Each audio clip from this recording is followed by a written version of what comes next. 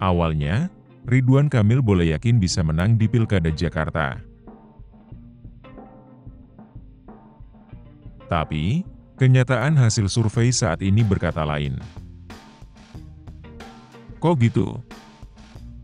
Hasil survei terus menunjukkan elektabilitas Ridwan Kamil turun terus.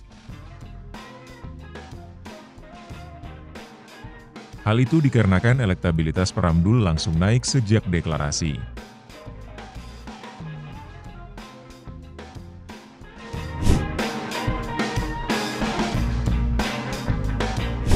Apalagi Ridwan Kamil gak berhasil memberikan klarifikasi kepada Jakmania.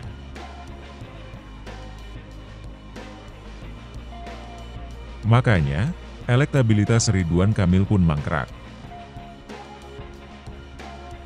Gak bisa naik lagi, malahan semakin merosot ke bawah. Bagaimana dengan elektabilitas pasangan Ridwan Kamil, yaitu Suswono? Suswono adalah kader PKS.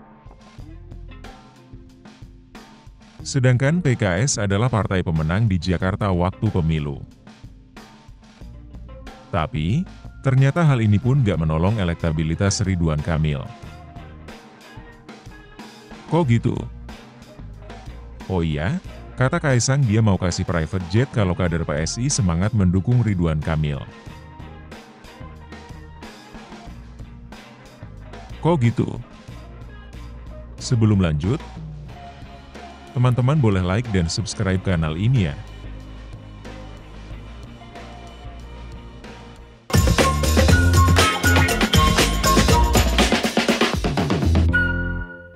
Pakai private jet buat pertahankan hasil survei Ridwan Kamil? Kok gitu? Hihihi. Kaisang sampai nyebut private jet untuk pertahanin hasil survei Ridwan Kamil. Di survei terakhir, hasil buat Ridwan Kamil memang merosot.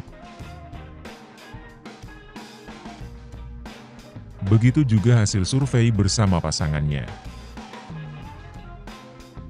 Malah makin merosot hasil survei Ridwan Kamil bersama Suswono.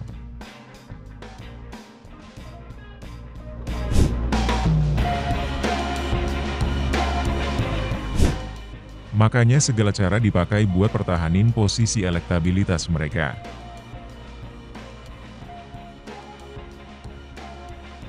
Elektabilitas Ridwan Kamil memang tinggi waktu belum ada lawan yang tangguh. Tapi, terjadi perubahan sejak paslon Mas Pram dan Bang Dul dideklarasikan. Potensi perubahan drastis semakin kelihatan akhir-akhir ini. Hasil survei Ridwan Kamil terus turun tak tertahankan lagi. Kalau sudah begitu, tinggal tunggu waktu saja bagi Pramdul untuk menang. Dengan melihat hasil survei terbaru, memang Pramdul berpotensi menang dalam satu putaran.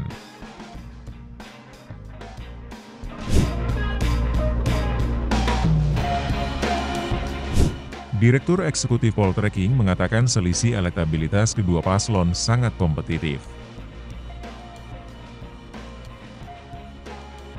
Kalau kita perhatikan selisihnya hampir bisa dikatakan kompetitif.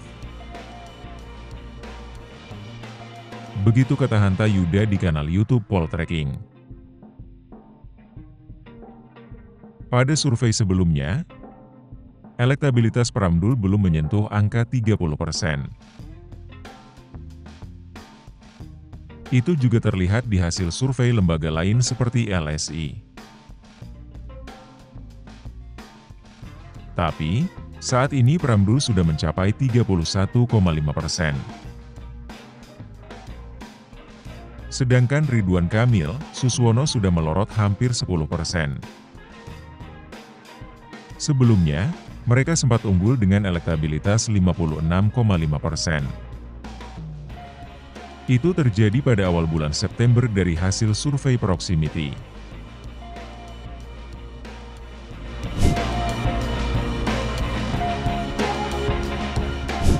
Tapi, Hasil survei Poltreking minggu lalu menunjukkan elektabilitas mereka tinggal 47,5%. Hanta Yuda juga menampilkan survei elektabilitas Cawagup Jakarta. Hasilnya, Rano Karno unggul di posisi teratas. Elektabilitas Rano Karno 37,6%. Sedangkan Suswono hanya 27,6%. Ternyata kader PKS gak sanggup menghadapi elektabilitas Rano Karno Dul. Kok gitu? Ya iyalah.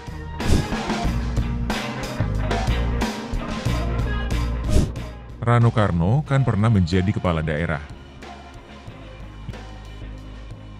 yaitu di Kabupaten Tangerang lalu di Provinsi Banten.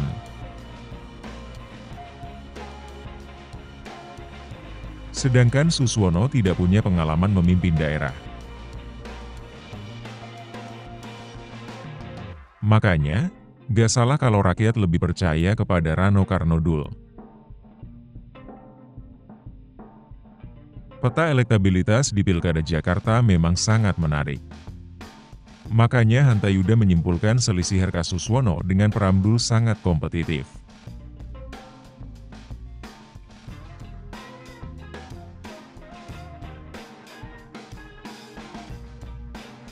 Hal itu dikarenakan tidak ada paslon yang memenuhi syarat 50% plus 1.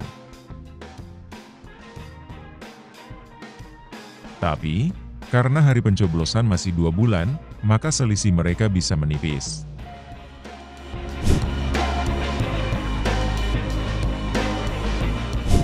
Nah, kita lihat tren elektabilitas Ridwan Kamil terus merosot. Sedangkan Suswono sudah kalah dari Rano Karno Dul. Maka, sudah bisa diduga paslon Pramdul berpeluang besar memenangkan Pilkada Jakarta. Apalagi kalau paslon independen Darmakun mandek juga elektabilitasnya. Maka peluang Pramdul semakin besar untuk menang satu putaran. Tapi, semua pendukung Pramdul jangan terlena ya. Karena, penguasa yang berpihak kepada Ridwan Kamil masih pegang kendali. Mereka bisa kembali menghalalkan segala cara. Kok gitu? Bagaimana pendapat teman-teman? Tulis di kolom komentar ya. Terima kasih.